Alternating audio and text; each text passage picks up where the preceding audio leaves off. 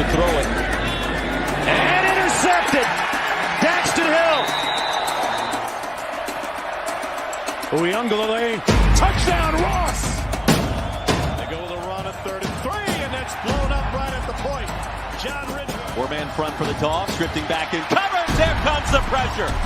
Quay Walker, shot out of a cannon.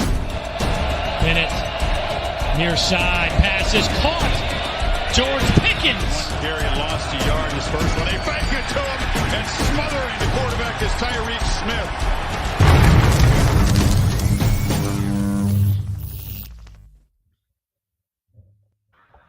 Welcome, everyone, to another episode of Draft on Tap, and you're going to get your full of Draft on Tap episodes this week, as this is the first of several episodes. We'll be with you every night this week, going into the weekend. Before we get started with this episode, I want to tell you, Barflies who have donated to the Bobby Bombs Fund. His brother passed away this past Friday, and I want to thank you for your donations. If you have not had a chance to donate, I'd like to tell you quickly what happened. Bobby Bombs, who is one of the founders of the Barfly Tailgate Show, it's on every Sunday morning here on the Barroom Network. His brother was on the list to get a kidney, and he was informed that they had found a donor, but a couple of days or a few days before he was set to go to the hospital, he was found dead in his room. And he leaves behind a beautiful daughter, Ashley, 16 years old, and his wife, Carrie. So Bobby has opened up a fund to try to raise some money for Ashley's college fund.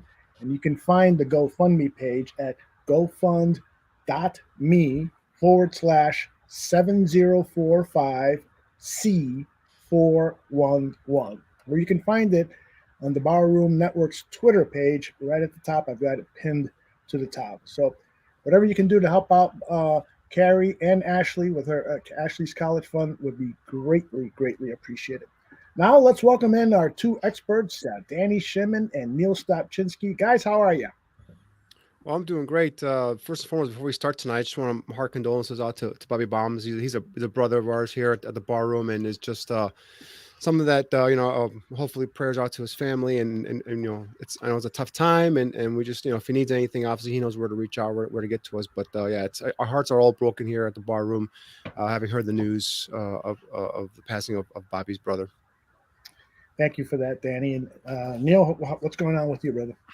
Yeah, I mean, just to echo both of you guys, man, it's always tough when you get kind of blindsided with horrible news like that. But it sounds like everybody's in good spirits, and all the family got together and broke bread and drank beers and, had a good time honoring their fallen soldiers, so to speak. So, always thinking about our man, prayers and thoughts and all those different types of things up, but outside of that, holy cow, man, we got draft eve. It feels actually kind of like December 23rd for us, though. We're not drafting until Friday. It feels like December 23rd, or otherwise known as International Procrastinators Christmas Shopping Day.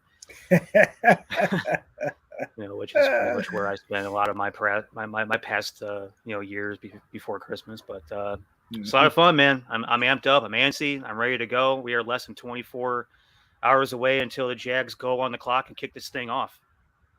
Yeah. Ryan Poles met with the media early this week and answered a few questions. And some of the interesting things that he talked about was just how they have been rehearsing the process.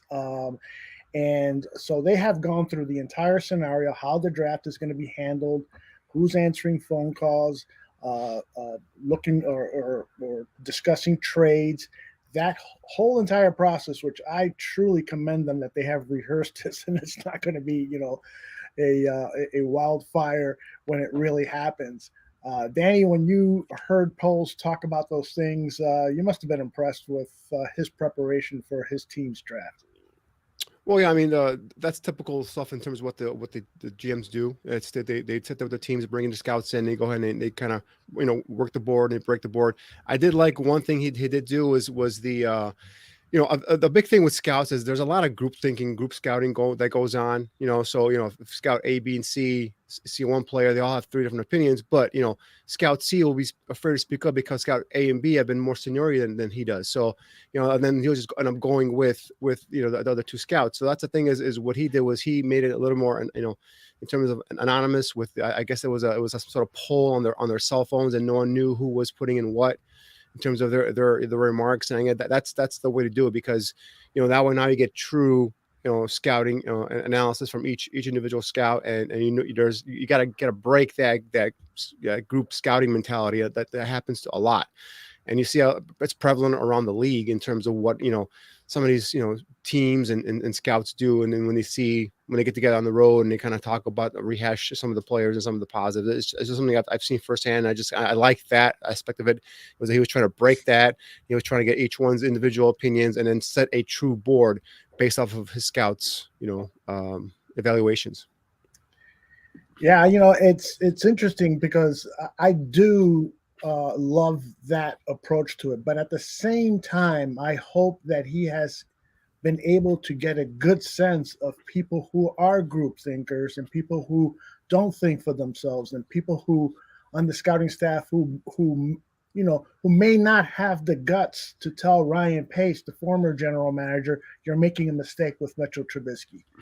Because when Trubisky was drafted, he said everybody in the building was in accord. Now, we knew that John Fox wasn't, but maybe, some of the scouts were because of group thinking. And so I hope that he's been able to make a hard case assessment of every scout in the organization and start to weed out the ones who aren't thinking for themselves, who aren't disruptive thinkers. I think every organization needs people to just disrupt the type of thinking that's been going on and present new ideas, new ways of thinking, and so forth. And if that person isn't, presenting good ideas, then you move on. But for this kind of group think, Neil, do you agree with Danny and me that can be poisonous to an organization? No, absolutely. I think anytime you have a bunch of yes men around the table, nothing's actually getting done. You just have a bunch of people trying to make the head man happy.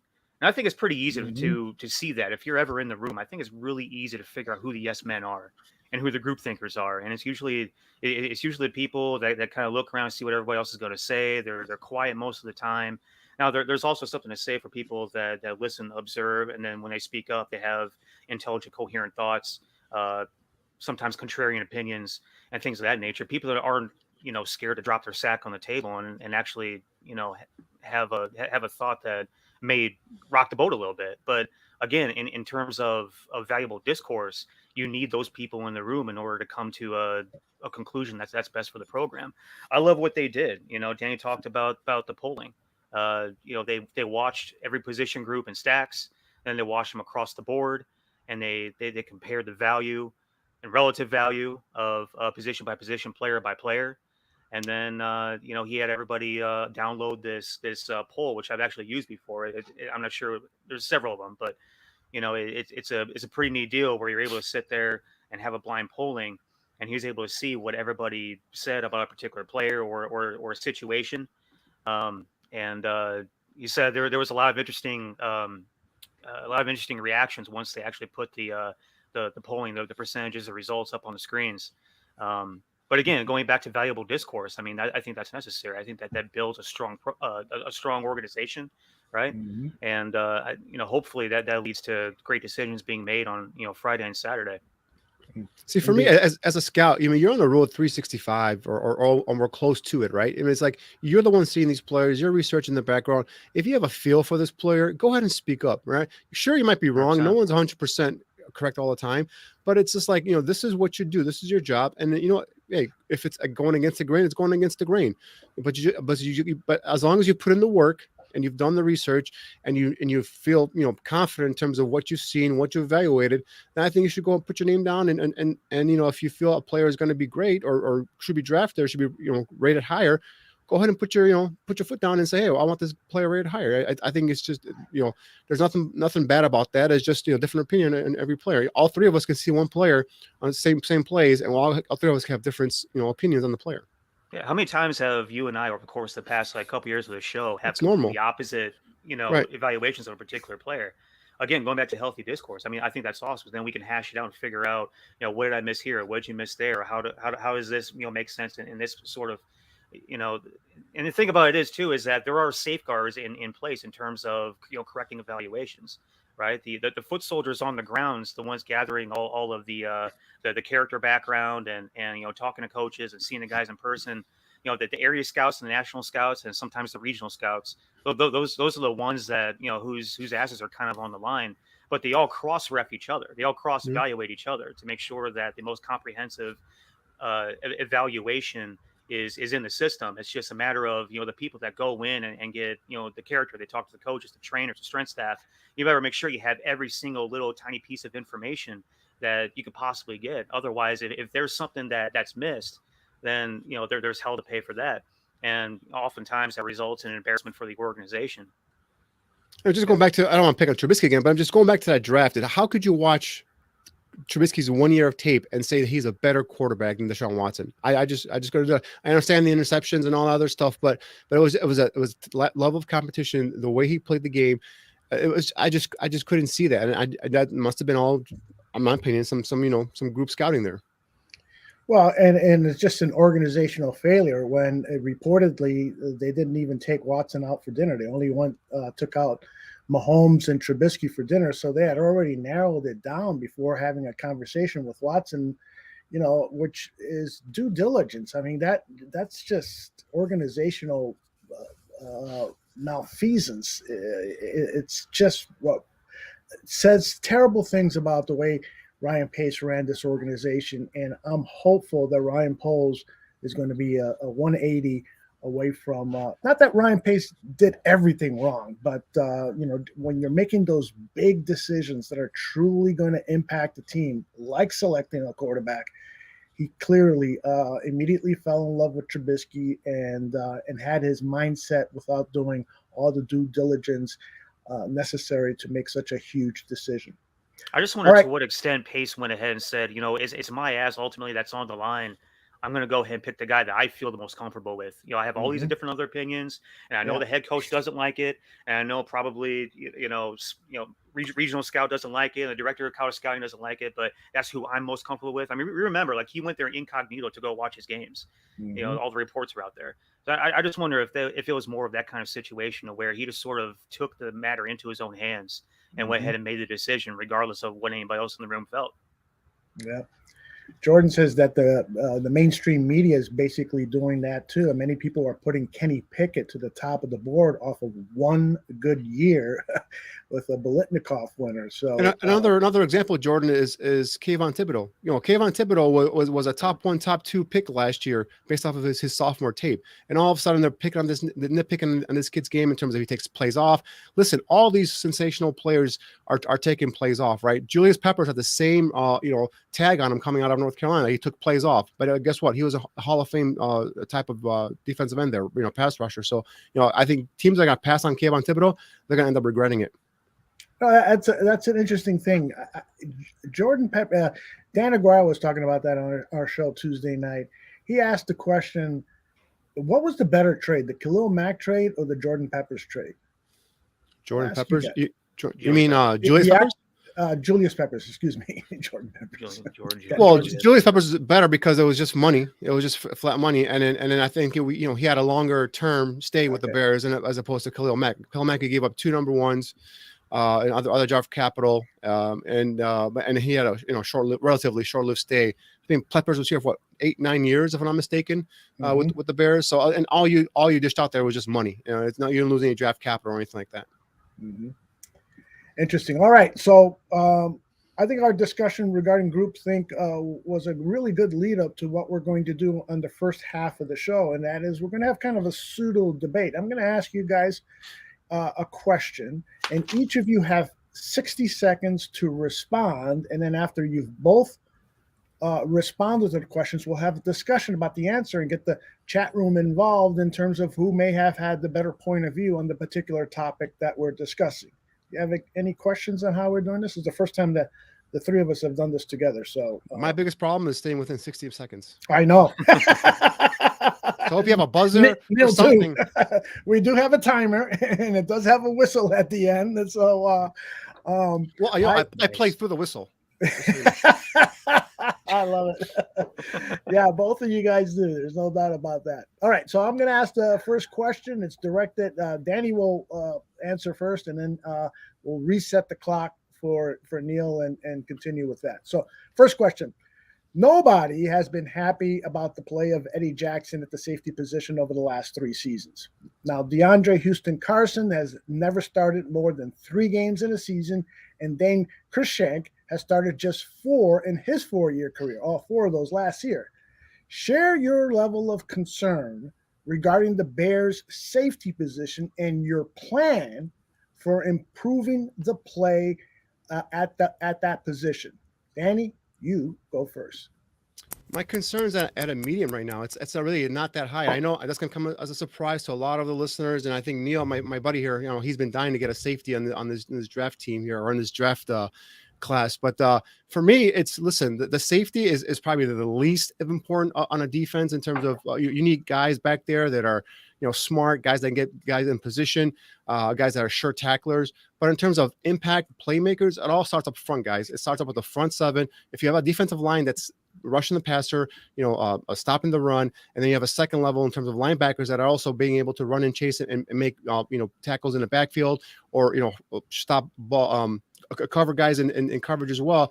I think the safety then is something that really is just like a last line of defense there. So for me, obviously Eddie Jackson's coming off a bad year. I think he knows it. He actually said it. So, but if you fix that front line, if that defensive line is getting after the quarterback, the defensive line is stopping the run, I think that's going to just escalate down to the rest of the unit in terms of getting better. Hey, you nailed the 60-second clock. Well you done. need a few more whistles at the end there, though. I got a technical foul or something. That's right. Team up. All right, Neil, you know the question. Yep. Fire away. The clock starts now. I mean, I've been adamant since day one that this is a massive concern position for me. Eddie Jackson isn't exactly coming off of a bad season. He's coming off a bad career so far, except for one season. You hope that this coaching staff is one that can get his mind right and get his play character back to where it was in 2018. But other than that, you don't have anybody else that you can rely on in that room. DeAndre Houston Carson is on a 1-year deal. He's a special team stud. He has not been a full-time starter. Word is that he's in camp right now. He was in the mini camp last week as coming in as the number 1 safety. Dane Cruikshank was mainly a dime back and has not played a full season at strong safety with the Tennessee Titans. And so you like what you have with both of those guys, but to me, there needs to be reliable bodies back there. And to me, I agree with Ryan Poles where you build and cultivate through the draft. I think you have to have one in this draft. There's zero question about it. Very nicely done. Time to spare for Neil. I think you guys are making both arguments, but I'll tell you what, I kind of like what Jordan is saying here in the chat. Let me see if I can find it. Yeah, here it is. He says, Kyle Hamilton is my number 1 prospect this year. Safety is the most underrated position on a defense, and I agree with that because of how the rules have changed, because of the passing league. And if you can find a safety who can move in and play the slot, who can move in and stop the run and can play the center field, that safety could be the number 1 position in an entire defense. Danny, I see you cringing. Yeah, I mean, first of all, Jordan, how can you say Kyle Hamilton's your number 1 player when he doesn't rush the passer?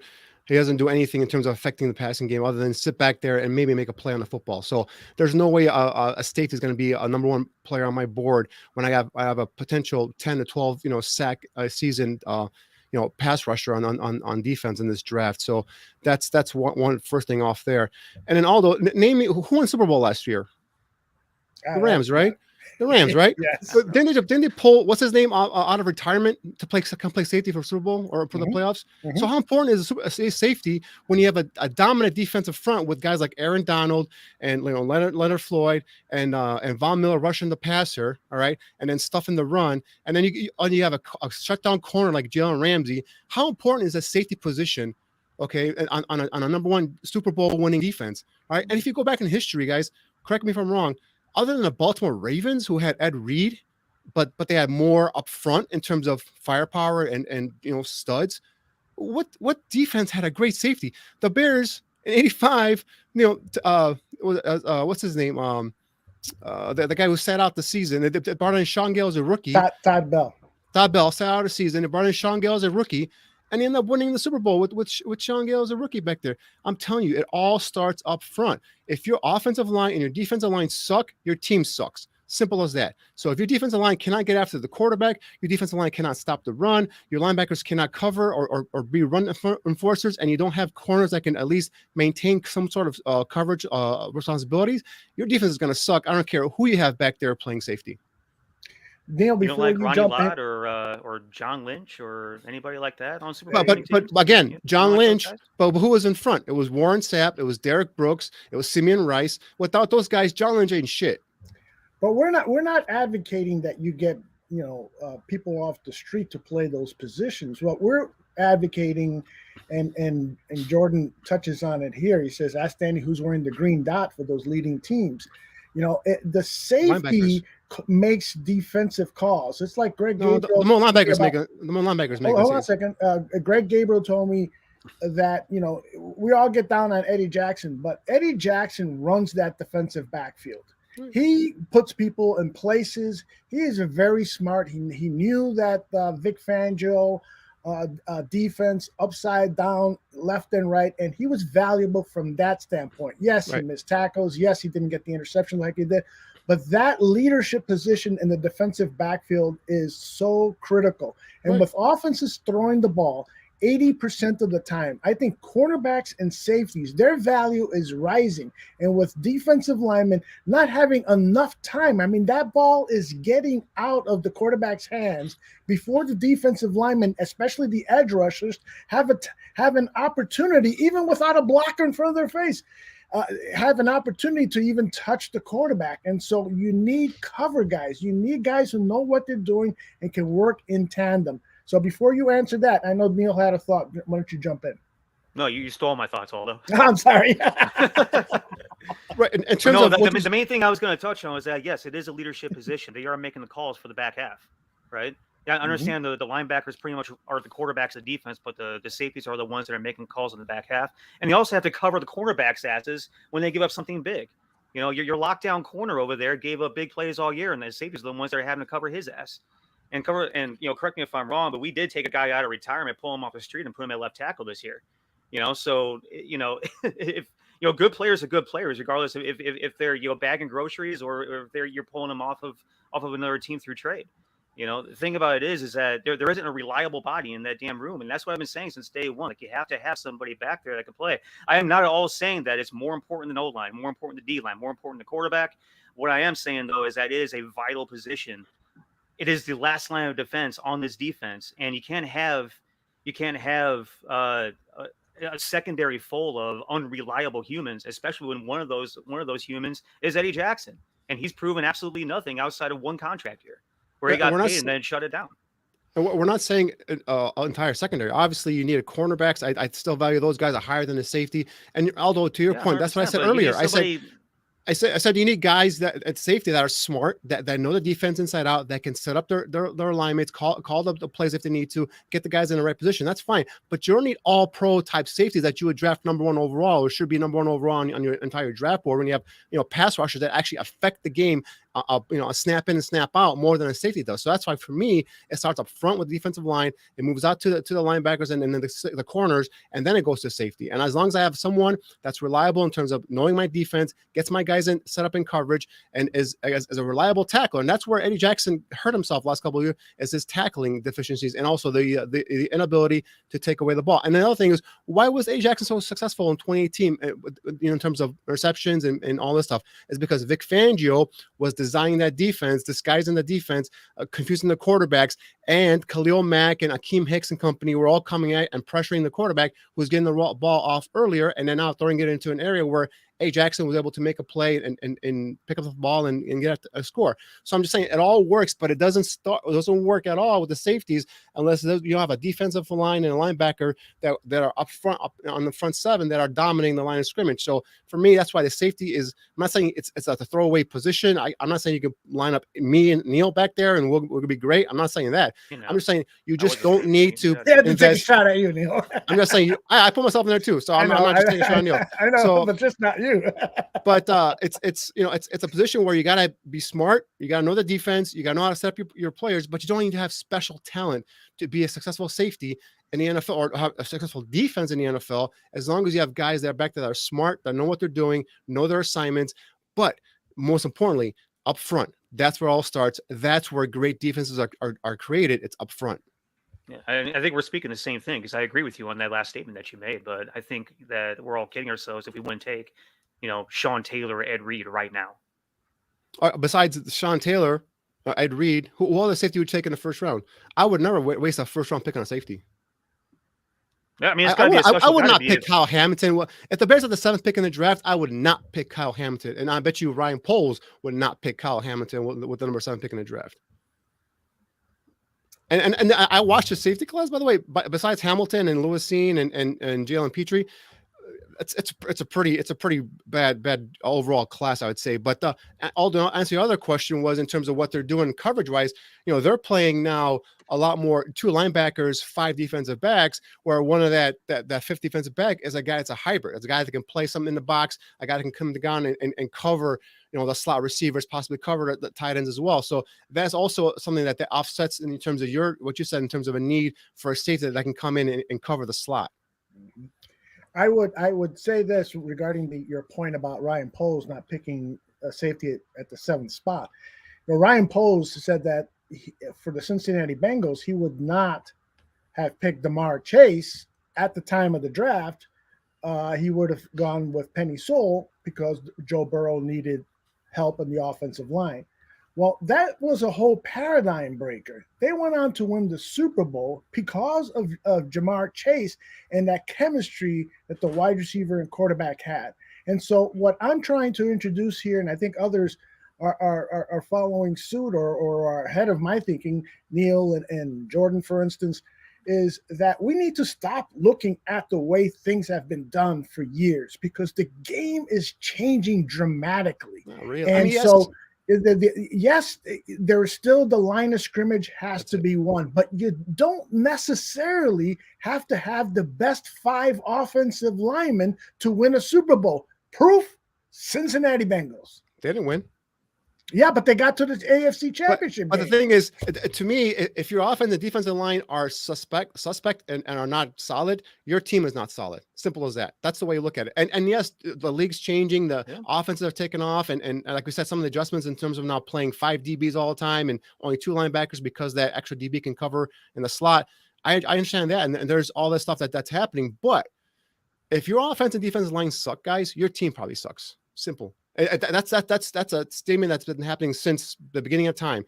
If your offensive line sucks, defensive line sucks, your team probably sucks. I don't think that is, that is true. That's what the foundation of the game has been, to win in the trenches. But because the rules are changing to protect quarterbacks, you don't need 5 number 1 draft picks on the offensive line. What you need is schemes to take advantage of the rules that exist nowadays. Now, these things kind of go hand in hand. So we are, like Neil said, we're kind of talking in circles, because if you've got a good pass rush, that's going to help the secondary. If you've got a good secondary, that's going to help the pass rush and so forth. And so my contention, though, is that with this present Chicago Bears team, Eddie Jackson can't be trusted. And the other guy is, who knows? So we need to figure out the safety position with the Chicago Bears. Which is why, to me, you need to take one in this draft. It needs to be a quality pick. I only have a quality pick. unless I make the trade you make in your mock draft, I only have 6 picks, and I'm not using it. I want any of my 6 picks on the safety class. I'm sorry. I'll go pick up a veteran off the free agent, scrap heap, and bring him in there and compete. But right now, I have no corner opposite Jalen Johnson. I don't know opposite who's my pass rusher. Now opposite, if we're going to keep Robert Quinn, is Travis Gibson the real deal? Do we have a 3 technique? Not yet. So those are all questions I'm going to try to answer and fulfill these 6 draft picks before I even look at a safety. Mm-hmm.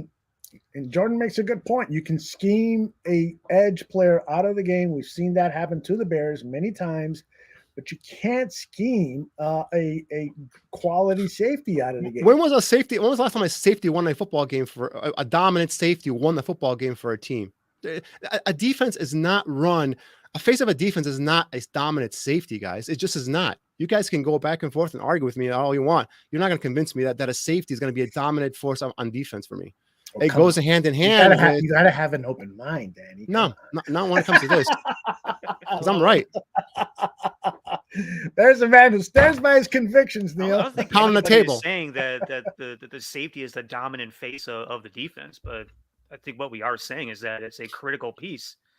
It's a vital piece in the defense. Yes, it's a vital piece, but it's not more important for me than the other guys. You know what I'm saying? The other 11 guys. I mean, you can't tell me that Ronnie Harrison didn't impact a game, that Troy Polamalu didn't impact a game, that John Lynch never impacted a game, that Ed Reed and Sean Taylor. I mean, you can go on and on ad nauseum about guys that impacted the game. I mean, if you impact the game, you impact the game. If you're an all-pro player, it doesn't matter what position you're in. Yeah, but Troy Polamalu had the guys up front. Had Casey Hampton, had Harrison up front. He had a bunch of other defensive linemen up front. He had linebackers in front of him.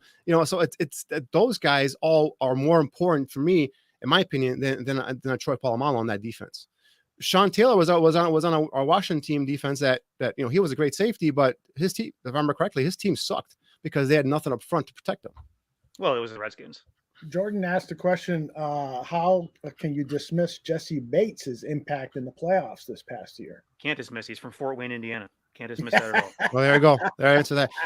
To me, again, Jordan, I'm not saying there are no good players at safety. I'm not saying that there are players at safety that you just put any bum out there and it's going to do the job. Yeah. I'm just saying if you don't have the other guys around them in terms of defensive line, the front 7 basically, and the cornerbacks, I don't care who the safety is, how great it is, they're not going to be impactful on that defense, and they're not going to cause you to win a game just from a safety position. It's the guys that are closer. The closer you are to the ball into line of scrimmage, the more impact you have on the football field, and that's how I feel. Now, you did say you're going to take any safety off scrap heap in free agency, so technically you are putting a bum back there. Well, no, see, for me, I'm a big DeAndre Houston Carson fan, and all the can attest to it. I've been for 2 years. I've been crying like, why isn't this guy not playing? Why do we keep bringing back Tashawn Gibson and putting this guy on the bench? Because every time he gets in the game, he makes some plays. So that's the thing. It's hopefully with Gibson and a revived Eddie Jackson, we'll get better safety play. But again, unless that defensive line is better, stout up front against the run and gets after the quarterback, I don't think it's going to matter. Nomad says, I think Danny's priority is grunt guys first. Do you agree with that? Yeah. My priority is, if you mean by offense and defensive line, yes, those are my guys, and you guys will see that reflected today in my mock draft. Jordan says that he would died to debate this topic with you. We'll set it up because we've got some special plans coming up soon. So Jordan, keep those debate thoughts handy because we might be doing this real soon. We got a lot of great Bears programming coming up. But right now, what we got coming up is question number 2. And so stand by, Neil, because you're going to be first up here. Oh. There could be, as you know, Neil, 6, 7, maybe even 8 wide receivers chosen in round 1. Which of the likely, and I mean likely, day 2 receivers do you like most for the Chicago Bears? Give me like 2, 3 names and prioritize them for me. Remember, you got 60 seconds. Neil, you go first, and then Danny will follow up. I think there's 3 guys towards the back end of round 1 that could escape into round 2. I don't think it's likely, but they'd be amazing to have. And that would be, Pickens, Watson, and Burks. Now, we've talked about those guys in previous shows. I don't think they're going to be there. And if they are, they're probably going to go before 39. That might be a topic of a, question coming up here later on too. But I think the guys on day 2 that are probably going to be there right for our taking would be Torbert out of South Alabama. I think that's Mechie out of Alabama. I think that's Alec Pierce, probably my favorite of the day 2 receivers. 6'3 plus, 210 plus, 4 threes, 40 plus vert, 11 plus broad jump. Absolutely torched Notre Dame in that game I watched earlier this year. Was the focal point of the passing game at Cincinnati, made a bunch of plays. I think he's a guy that would fit so well into the Bears offense. He'd be the one to take. Well done, Neil. Took it right to the 60-second mark and made some great points there. Danny, you're up next. The same question. Anytime you're ready. The clock starts now. For me, the hardest part is picking just 3 guys, man. I'm telling you, there's a ton of talented players in this safety and this wide receiver class. I got safety in my mind right now. But for me, in order of I went by guys that can make plays on the football. I want guys with dog mentality when that ball's up in the air, and it also went realistic in terms of guys that could be there for both those picks. So my number 1 guy is David Bell, the kid out of Purdue. He's getting knocked for running that 4.65 40, but you put on this guy's tape, he does not play at a 4.65. He's got a 33-inch vertical. The guy goes up and absolutely is a beast when it comes to making plays on contested catches. So David Bell would be a guy that I would love to have on this team. Alec Pierce is a guy that Neil touched on again. You talk about a guy 6'3" with a 40.5-inch vertical, runs a 4.4 140. A guy just a big playmaker. And another guy is Sky Moore. This kid from Western Michigan. I'm telling you, 5'10", 195, but the guy attacks the football like his life depends on it. 4.41 with a 35.5-inch vertical. Kid's got some big play potential. Those are my 3. Great job, both of you gentlemen. Laz says Danny's 100% right. Have to have an O-line to have a chance of having a franchise quarterback. Green Bay always has a great line. No coincidences that they also have great quarterback play the last 30 years. And there have been times where Aaron Rodgers was among the most sacked players in the NFL. Excuse me there, I didn't mean that shot. So it's a lot of it has to do with holding on to the ball. Aaron Rodgers has been heavily criticized throughout his career for holding on to the ball for so long, but it's worked out for him as his career gone on because he's been able to get receivers open with his mobility in the backfield. And both of you guys have mentioned outstanding wide receivers. Neil, what do you think about the receivers? Do you agree with Danny's assessment that this wide receiver is so deep that this is a concern you really don't have to worry about, and perhaps finding somebody in the second round? Yeah, I agree. I think you could find guys in the 5th round, to be honest with you. And the other thing I'm going to be honest about is I read that question wrong. I thought I said round 2. You said day 2. So I wrote down guys I figured we're going to be there at round 2. But, David Bell is another guy I would have had on if I read the right damn question. Sky Moore is an explosive speed demon. Would fit nicely with what we're trying to do with, speedy playmakers. This wide receiver class, kind of like last year's class too. It's absurdly deep. You can find guys in rounds 3, 4, 5.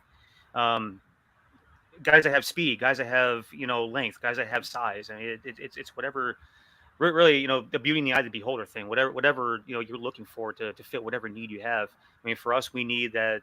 To me, we need that guy with size that's a playmaker that can go up and get a ball, that can kind of take over a game.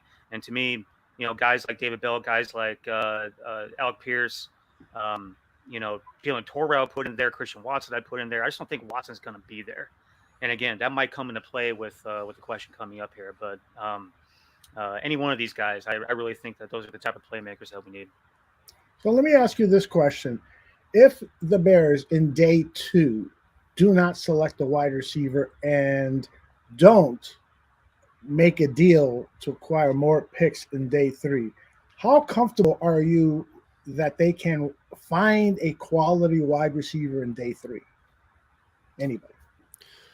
Well, for me, I think they're going to double dip at that position. I think they're going to come out with not just 1 but 2 receivers from this class. And as I was going through the mock draft scenario and running the simulator, if you don't pick one at 71, which is your 3rd round pick, and now you're waiting until a 5th round. If you don't make any trade down and acquire, a late 3rd or a 4th round pick, it's gonna be, I don't want to say slim pickings, but it's going to be guys that are less impactful than guys you potentially can get in that 2nd round or 3rd round, right? So, I think at least with that 71st pick, you got to target the position, and then maybe come back around and see who drops.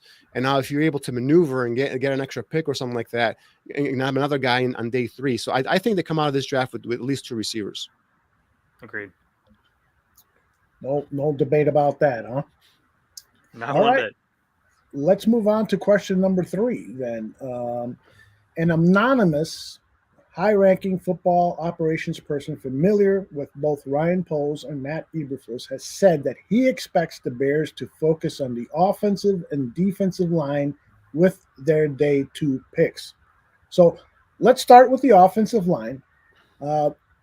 Give me 2 names that you'd like to see the Bears try and target on day 2, and then tell me why. Danny, you are first.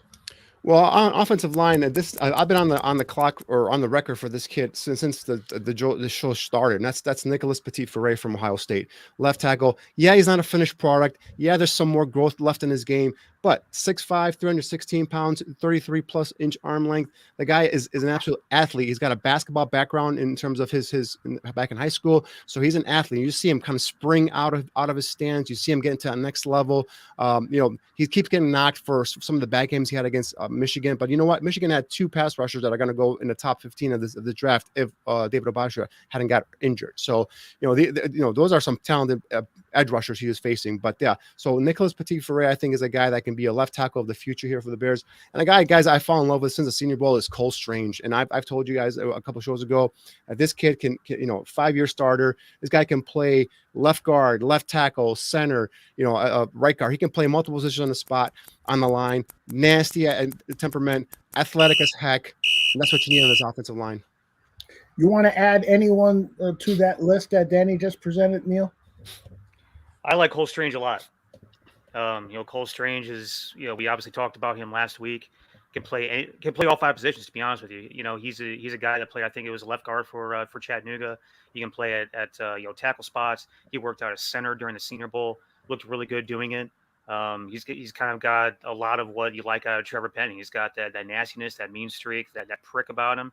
And I don't know if you guys watched him on Good Morning Football earlier this week, but they had him on live. He was doing the interview from his car. It sounded like a good old Southern boy with all the things you'd expect a good old Southern boy to say, man. It kind of reminded me of being back down south again. It was awesome. Mm-hmm. Spent 8 years down there. It sounds like all them dudes.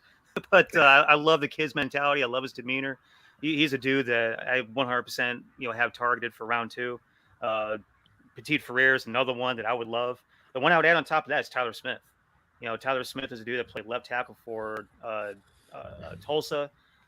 Could play left tackle in the league, could play guard in the league. I kind of like him at guard, 6'4.5", 324. Big hands at 10 3/4, 34-inch arms, long as hell, 83 and an 1/8 wingspan, long as hell. Did really well in the agilities during the combine we all saw. And he's got the ability to move effortlessly laterally. He's got strength to power guys. He's got the anchor to be able to sit down and stop the rush. And he's also got that prick to him as well. We saw highlights, previously in shows of, a couple months ago, him tossing guys to the ground against Ohio State, the edge rushers at Ohio State, being physical as hell, tossing guys around. So I love his mentality. All 3 of these guys. I mean, Nick Petit-Ferre is the one that I don't really see a whole lot of that prick attitude, but he plays strong, he plays physical, and that's enough. I just, me personally, I love the extra bit after the whistle, bury a guy in the dirt, drag his nuts across his forehead, let him know you own him. My only thing, and I like Tyler Smith as well, Neil. My only concern with him is he's so much more raw than the other 2 guys we've talked about in terms of Cole Strange or Nicholas Petit-Ferre. As I think, because I'm assuming these 3 picks, they're all got to be starters, right? And I mean, the Bears have pretty much said that they expect to get starters with these first 3 picks. So I just don't know if Tyler Smith will come in and man that left side next year. So that's my only concern with Tyler Smith. But in terms of bringing him in and being a guy you develop, hell yeah, I love everything about him athletically. You talk about that nastiness in him, so I do like that. That's the only slight concern is how ready will he be week 1 this coming season? I think a lot of his efficiencies are 100% coachable, though. You know, it's not like he has athletic deficiencies, size deficiencies, length deficiencies. The deficiencies he has are all easily coachable things. It's technique and Right. fundamental. Right. It's gonna take time. Right. It's gonna take time. It's just Yeah.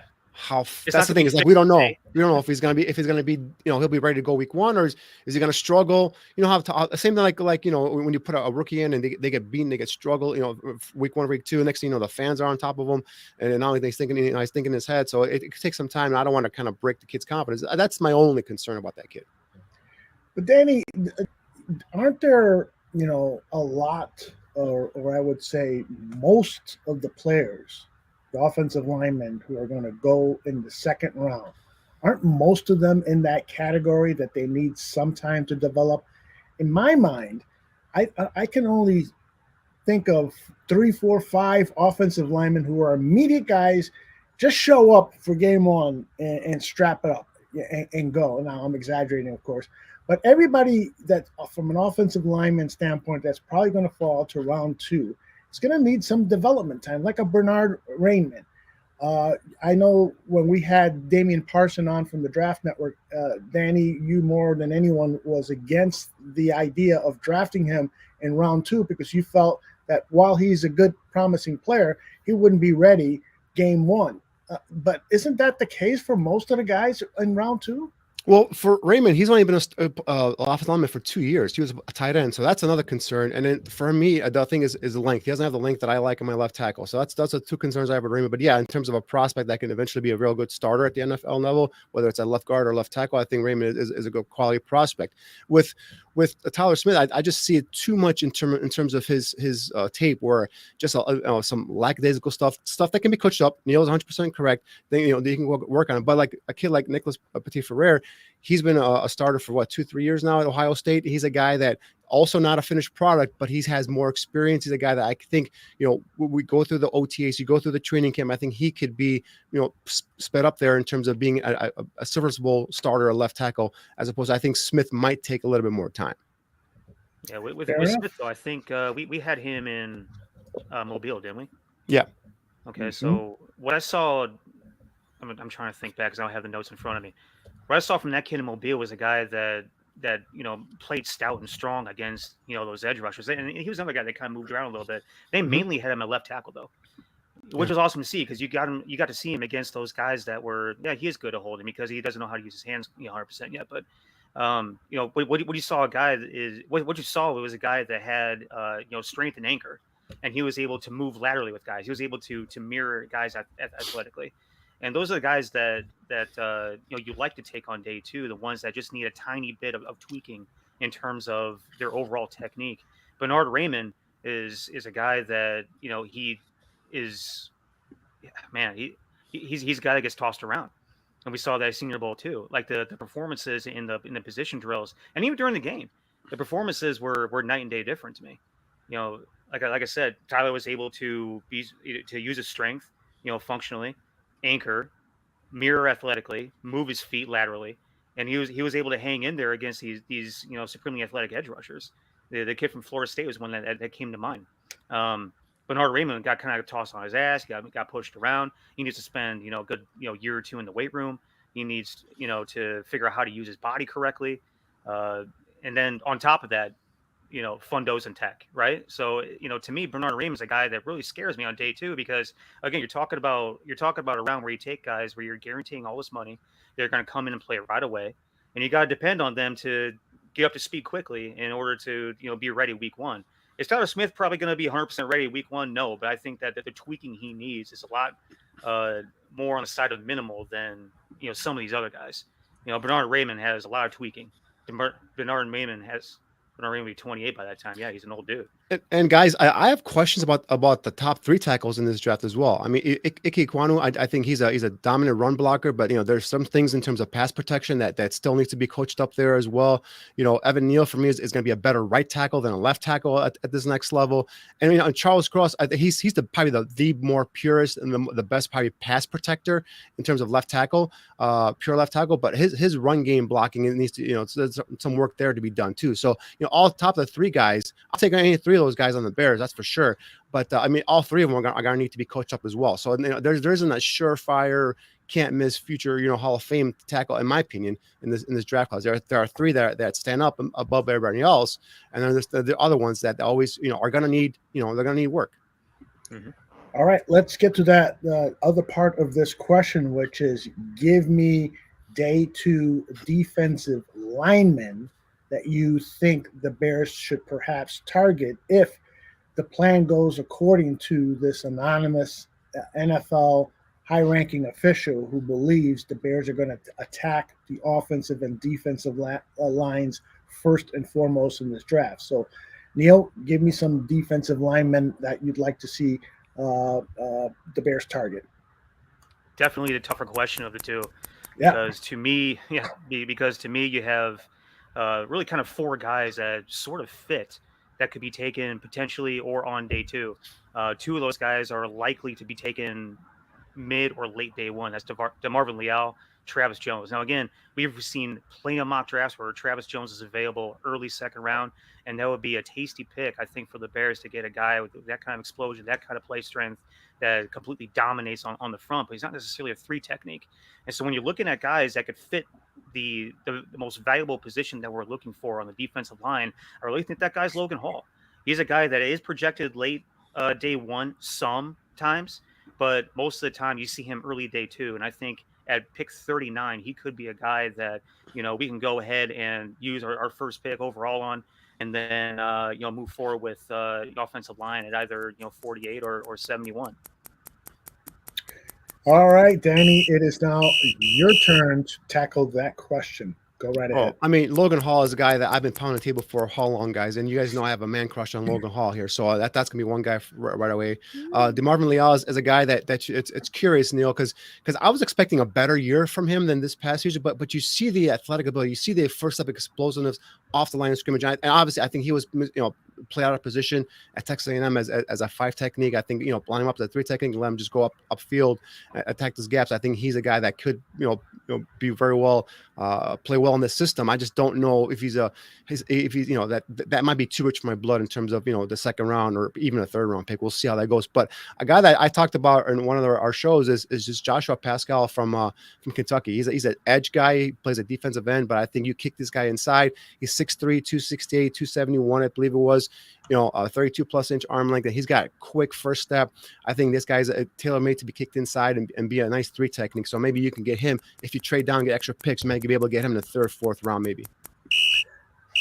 Great job. Tony the Pod Boss thinks that Josh Pascal is the elite 3 tech defensive lineman. Well, that's more of a projection, Tony. But I'm with you there because like I said, he plays defensive end, but you see that twitch in his body, you see it in his frame. He's got a frame that you could put on maybe another 5-10 pounds of muscle and kick him inside, and he can be that quick twitch guy that can get up into the gaps and make plays into the backfield. So yeah, I totally agree. I love this kid. I just, because we're projecting here a position that he hasn't played a lot.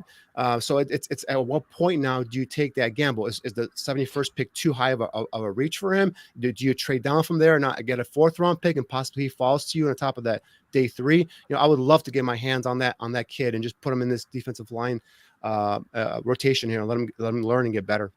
Danny, you said the key word there, and it was projection. And that's why I prefaced the beginning of my answer with this is a much harder question than answering the O-line. The O-line question was because if you go back to our previous shows when we're talking about potential 3 tech, prospects, there wasn't exactly a conga line of guys that we had on our board. I even went through that one day saying, okay, once we get past the guys that we kind of like, here's what's left. And it wasn't exactly, it wasn't exactly your world beaters and guys that really get you excited. Even with Logan Hall is a little bit of a projection. He's 285 right now. Got to put some weight on. Pascal is around 270. Has to put some weight on. I think Cameron Thomas, it could be a potential, fit out of San Diego State. Again, another guy that's like high 260s, has to put a lot of weight on. Travis Jones is 326. Has to take some weight off. Right. So I think he's more of a 1 technique, though. I think he's not a 3 technique. He's more, but if you want him to play 3 tech, you definitely have to lose about 20 pounds there. But again, we're talking about a bunch of projections right now. The one that I didn't touch on was Thomas Booker. He's a guy that I can see sliding into late day 2. A guy that I talked about last week. And basically my one liner with him is that everything about the guy is quickness. And you love the guys that can shoot gaps, so guys that can play with their feet, their hands, be quick, that can chase. I think he needs to play with more forward explosion. But that's again, those are things that are probably coachable. Stanford does a lot of read and react stuff. But again, it's not exactly a long list of prospects. If we can find one early day 2, I think you have to take it. I think Booker's another kid, Neil, that was played out of position at Stanford. Was 100%. a 5 technique, was asked to 2 gap. A lot of times he was kind of put in, bunched up in front with the other defensive linemen, so there wasn't much space for him to move. But I think another guy that, and his production is I think by part of that system and what he was asked to do. I think he's another kid that if you get him in day 3, potentially he's a guy that you could put in the 3 technique, and he can guy that could flourish in this system. Yeah, again, we're talking again, just kind of like Pascal, probably 3, 4, 5, somewhere in there, mid round pick that, if we had the luxury of picks in those areas, would be enticing to take. Yeah, and Jordan, I'm not adding 30 pounds to Pascal. I'm adding about 10 to 20, 10 to 15, if that, because like you said, you don't want to lose his first explosiveness and that twitch he's got. So he's at 270 right now. As another 10 pounds is at 280, 282. I think would be a good size in terms of being a 3 technique in this system. All right, we have 2 more questions, and then each of you will present. After that, each of you will present your final mock drafts. So here we go. Question number 5. Give me the name of one player who is almost certainly a first-round pick who you would love to see fall to the second round. Realistically, fall to the second round, and you would at least consider maybe trading up a few picks to acquire. Not a few picks, but maybe trading a future pick or trading something to move up, because this guy is a sure thing first round talent who you find now in the second round within your grasp. Who would that player be for you? Danny, we'll start with you. Well, it's not Kyle Hamilton, that's for sure. So for me, it's all stuff up front, and it's a player that I can tell you this defense is predicated on that 3 technique. Is predicated on that weak side linebacker, and for me, that 3 technique that I would love to see fall into the second round is Devontae Wyatt from Georgia. He's a guy that's a perfect fit for this system. His quick twitch, his first step quickness, his ability to play the run. He's a guy that chases the sideline to sideline in terms of the football. So I think if he falls, and there's some speculation, true or not, that there's some off the field stuff with him that he could potentially fall. That's a guy that's a perfect fit for this system. Devontae Wyatt from Georgia would be the guy that I would wish is sitting there at that second round pick for the Bears. All right. With plenty of time left over, he got that one done. Neil, I'll turn it over to you. 60 seconds are on the clock. I totally expected him to say, "I'm not giving up draft capital." Me too. Totally expected. I said if he's sitting there, I didn't say go up and get him. I just sitting there. The question says go up and get him, but yeah. Yeah, go up and get him. I mean, shit. If Devontae Wyatt, I have written down 3T. That's what I have written down on my sheet. So okay. I figure if there's a 3 technique, again, going back to the previous question, that's not exactly a very deep class for what we're looking for at that particular position. If there's a 3 technique like Devontae Wyatt, or even if you're kind of getting wind that somebody's going to take Logan Hall within the first 3 or 4 picks ahead of you, you might even blow a couple picks trying to get that guy. But that Danny pretty much covered that is such a unique position. That is a playmaking position. We need a guy to come in and hold that role for the next decade and make plays for us, help us get to the Super Bowl. I can see unloading a couple picks in order to move up to get a Devontae Wyatt type, but I really honestly don't think that there's any way that we unload picks to move up. Yeah, I don't see that either, but there is a way to move up to pick up a player, and you then shift around draft picks in day 3. I mean, there's a way to move up early into the second round to pick that coveted player and still, add more draft picks in that same trade, but you are going to be picking lower. So in other words, you will, forfeit the 47th pick and get a third rounder instead. You know what I'm saying? And then add a 5th rounder. Remember last year when they moved up to get Tevin Jenkins, they gave up the 3rd round pick, which pissed me off. So if you're talking about moving up from 48 or 39 to say 30, 33 or 34, you're picking up pick 71 for sure. And there's no guarantee you're getting one back. You might get a 4th rounder back. That's what I'm saying. But now you've taken 3 picks in the top 71 and just going to have 2 picks in the top 71, which is nothing. I think that's a loss. I think if you stay at these 3 picks, you're going to get starters. You might not get the guy you wanted, right? You might not get the guy that falls out of the first round, but you at least get 3 starters at this position. And I think Neil hit on it. With the only 6 picks in this draft, you just can't give up. Can't give them any draft capital to move up here. So I think for me, I'd sit there and sit tight and just pray one of these guys falls to me. So the other dream scenario I had, this is not realistic at all. But if it would happen, would be if Chris Olave fell out of the first round, and now you match up Justin Fields with Chris Olave again. But that's not going to happen. But I went for a little bit more of a realistic, approach. And I think Devontae Wyatt would be the guy I would love to see there. Yeah. Good stuff, guys. All right, let's get to the final question here, which is going to be for Neil. Start us off with this final question. In this draft, the team is unlikely to put a priority at the tight end and running back positions.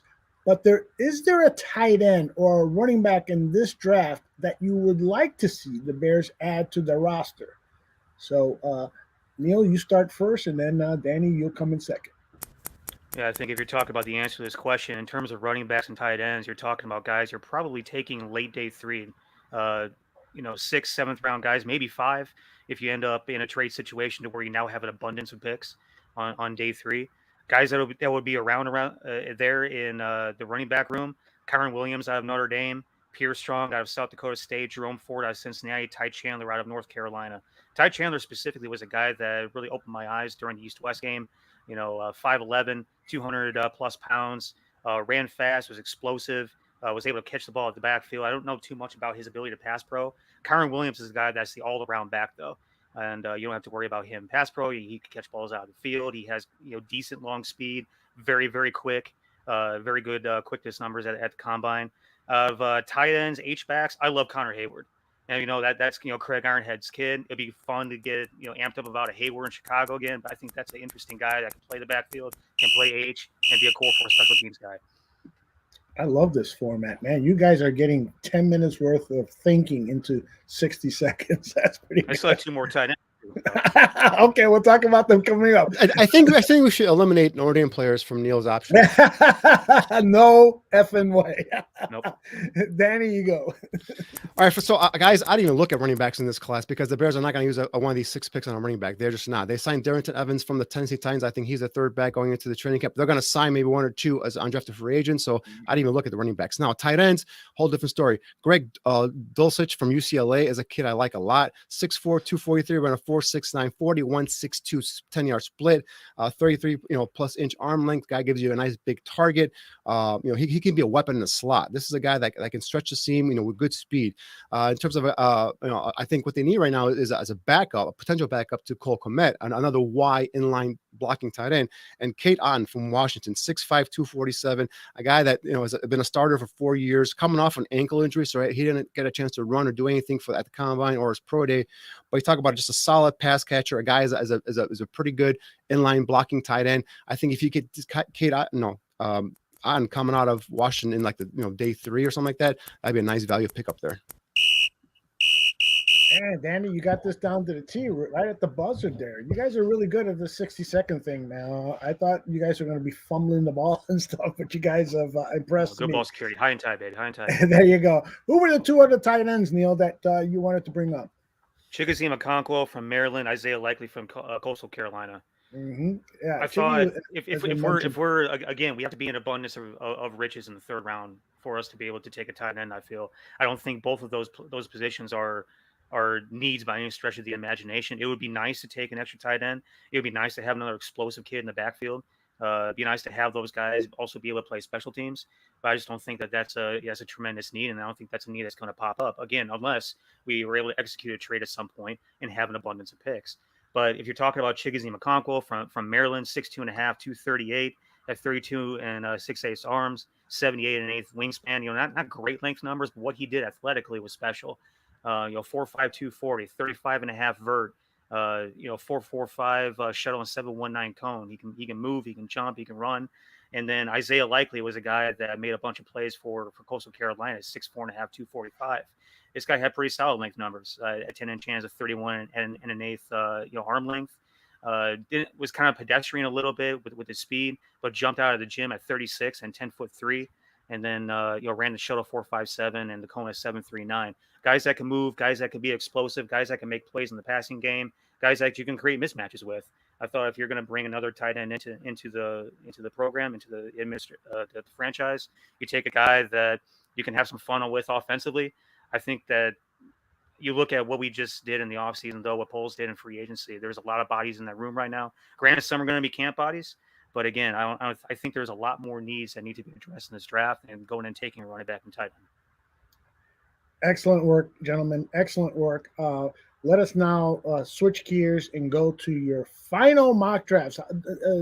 Danny, Neil, I want to find out from you guys, how many mock drafts in total have you guys done? Danny, you first. Just 2, because you asked me for a mock draft. That's right. Normally you don't do them, right? It's to me, it's a pointless exercise, but that's just me. Yeah, I mean, I asked Greg, hey, Greg, how about if we do a mock draft on Friday? Because he wants to do a show Friday morning after the draft picks from tomorrow. And I thought we'll have a good idea as to who's available for the Bears. He goes, I don't do mock drafts. You wonder where I get that from, huh? That's right. Neil, how many have you done? Let's see. I think I did 4 the first go around when we did this a couple weeks ago, and I did 3 today, so 7. That's the only 7 I've ever done in my life. Mm-hmm.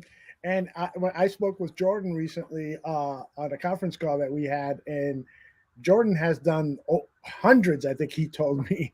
And I understand why, because it's really a good way for the average fan or a fan who is really a fanalist, somebody who just studies the draft really well. That's a good way to become familiar with the players, because the 4 or 5 mock drafts that I've done, when my turn to draft has come up and I see who's available, I go and do research. I'll watch a little tape.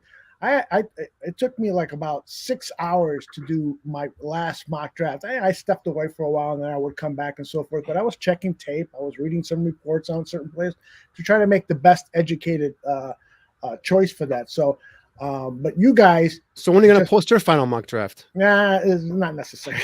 I don't know where you find the time to do that. I don't have 6 hours out of my day to go ahead and do my. Trust me, I when I'm doing graphics and it's rendering and I see that the thing says rendering 32 minutes. Okay, I go to my mock draft. Some of these things take a while to do. I'm trying to fight time. Yeah, I hear you, bro. Are you going to know a good time store? There's a Timex in Michigan Avenue, I think. That's not a Timex. It's a what's that expensive? Oh, Rolex. Rolex. You can buy time there. All right, guys, let's turn to the mock drafts. Let's go, one person at a time. I'm going to start with Neil because he has liberally made a huge trade here that has, I hate to use that word when I'm talking about Neil, liberally. But you made a huge trade here to acquire more picks. So take us through your draft, the players you selected and why, and take us through all of your picks. Well, going back to question 4, where we're talking about the defensive lineman that you'd like to target in round 2. Again, we did this exercise, I think it was last week, when we were talking about interior defensive lineman, or at least I was. And once you get past round 2 and potentially round 3, there's not a whole lot there that gets you really excited. And so, to me, I feel like if there's a Devontae Wyatt, Logan Hall like type of guy available at 39, you have to make that pick, because you have to have that guy that's going to be your explosive disruptor on the interior for years to come. You gotta set that foundation inside that locker room, and that kind of foundation on the field of how you're going to play football. And then, once we got past 39, I got knocks on the door. I got calls to my phone. And it was John Elway. And John Elway said, hey, I want to move up.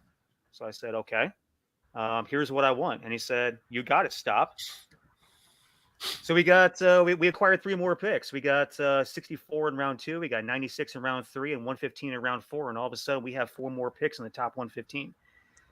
At which point, we have to tackle wide receiver, corner, and offensive line on day 2. And whether we go left tackle at offensive line or whether we go somewhere on the interior, I think that it's just more important to get a mean, nasty physical presence on the offensive line, because that's something that we have critically been lacking.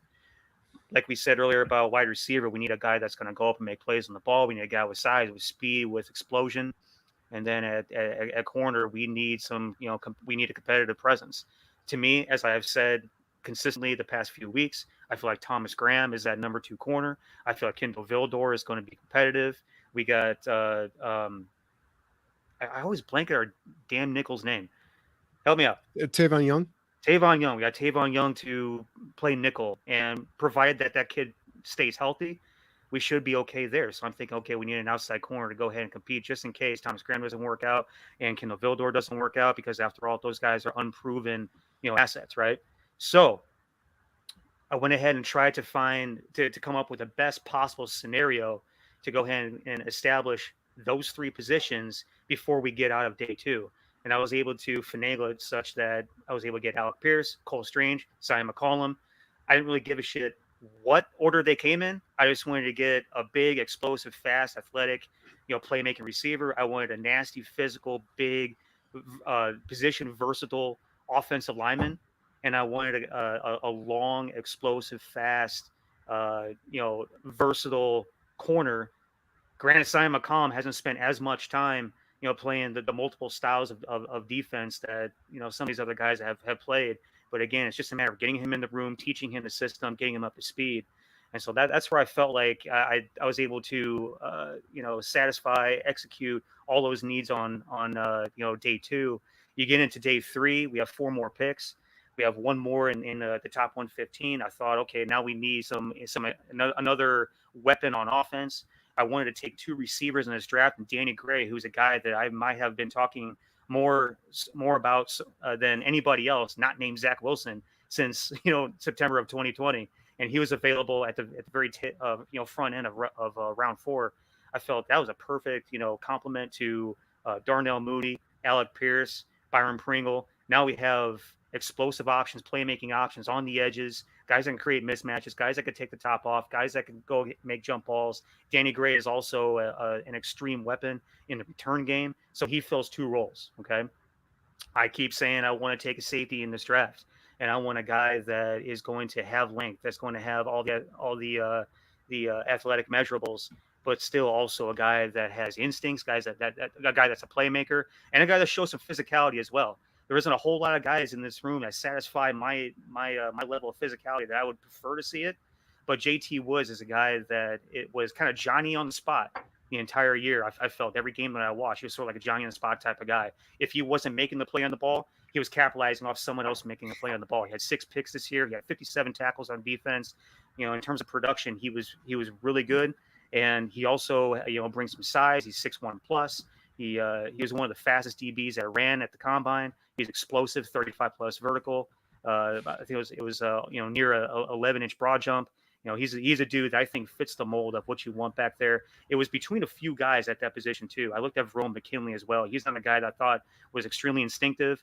I tend to like a lot of Oregon defensive players for one reason or another. Those are guys that generally play fast, play instinctive, play physical. I like that kid too. If you move on to 2 picks later, you had the thing that kind of made me a little bit iffy was he had the Carolina Panthers at pick 149 right in between, and on the PFF the PFF application is they had their needs set at offensive line and quarterback. So I was hopefully thinking that they weren't going to take the offensive tackle Matt Waletzko, but he was there. They took a quarterback instead.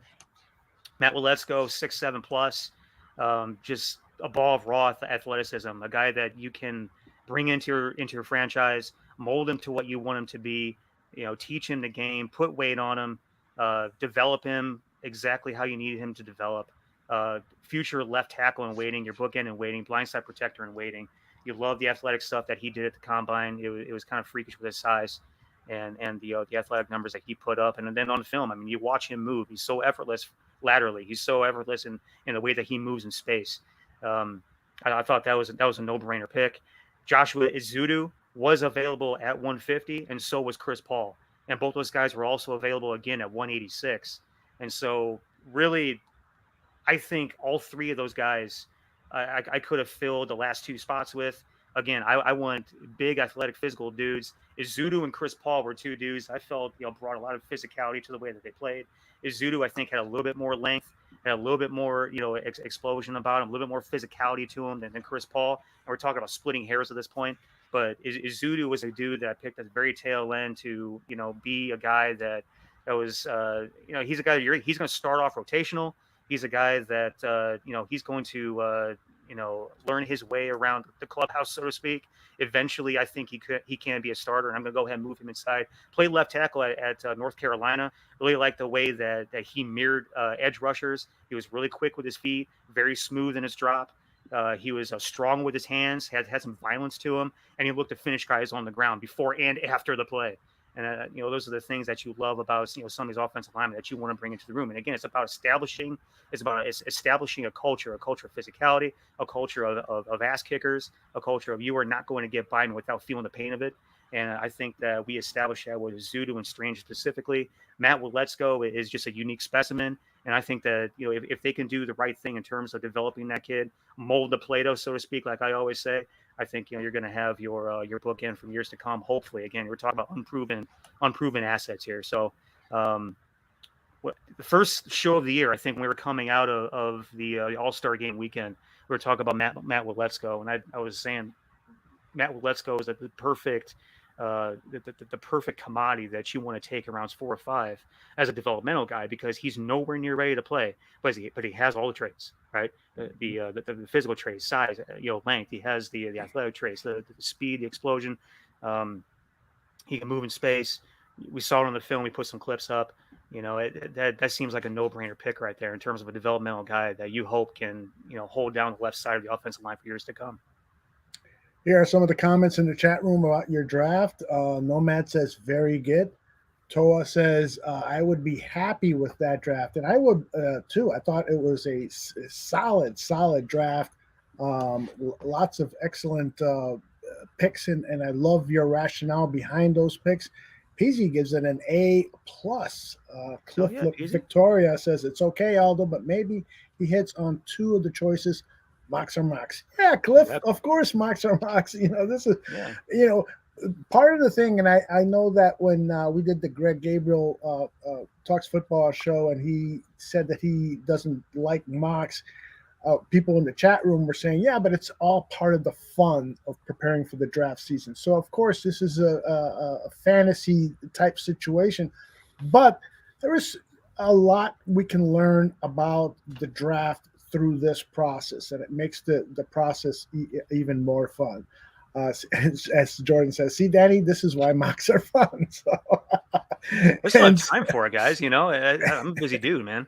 I know it's hard. I spend like 12 hours a day watching high school film, and then I gotta turn around and watch another 12 hours of college film. Where do I get sleep? Yeah, I know. I hear you, man. I appreciate all the work. Sleep when you die, dude.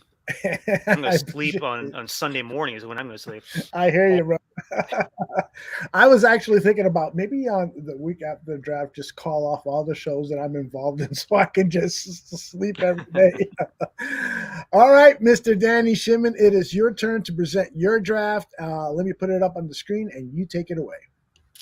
All right, so no surprise here, guys. Logan Hall, I think it's a guy that Neil and I absolutely love, and I think it all started back in Mobile at the Senior Bowl. And he's an edge guy, big guy, 6'6", 283, but I think he can easily kick inside. He's got that quick first step. Yeah, registered a 1.68, 10-yard split at the combine.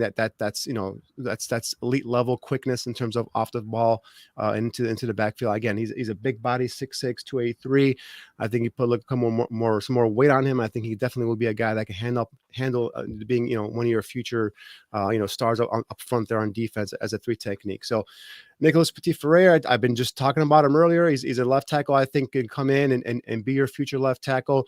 I shudder at the thought in terms of who's going to be starting a left tackle if we do not go and address this position in this draft. So Alec Pierce, again, that's no surprise here. Neil and I are both a big fan of this kid. Guy's 6'3", 200 plus pounds, was a 4.41 40. He's got a 40.5-inch vertical, The kid's a playmaker on the outside, and I think this is what Justin Fields needs. So I think Alec Pierce would be a sensational pick here if he's available in that third round range, which in this mock he was. So I double dipped at the receiver position. I went ahead and got Bo Melton from Rutgers. You guys may have missed earlier in one of the shows. I went ahead and I broke down Bo Melton. A guy that gets lost really playing for Rutgers, had only 618 yards receiving, 11.2, average per catch. But this is a guy who's got, strong, explosive lower body. He's got a solid frame at 5'11", 189. But this is a kid that's got some explosive ability, guys. This is a guy that you can give the ball to him in space on slip screens, bubble screens. He's a guy that can run those go routes, a guy that can definitely stretch that defense for you and Justin Fields. So now you're adding speed at receiver in both Pierce, but it's a different kind of receiver, right? They both can run, but Pierce is more of a go up and get it kind of, it gives you the option of being a go up and get it kind of receiver.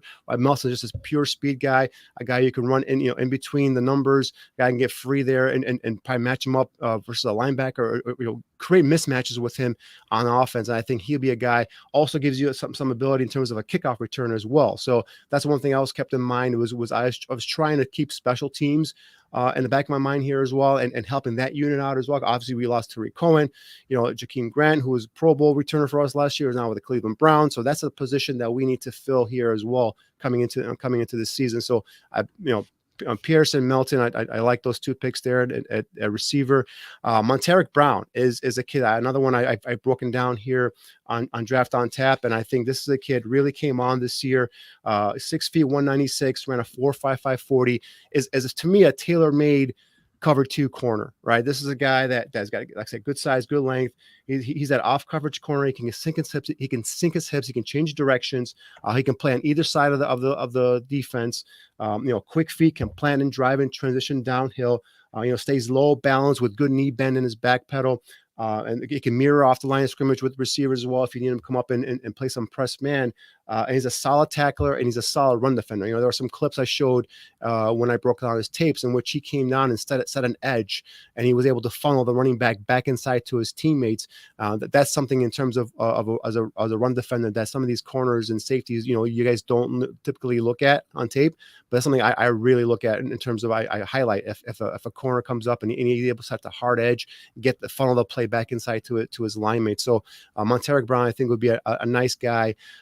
You can get in that fifth round range, or sixth round range here, it looks like. And then the final pick is I figure Ryan Poles is going to go back to his alma mater and pick a guy from Boston College, and this is Alec Lindstrom. And Lindstrom is a guy who I've done some work on him recently, and really he's a kid that is an undersized center. He's only a center, right? This is a guy that can't play guard, typically just basically a center.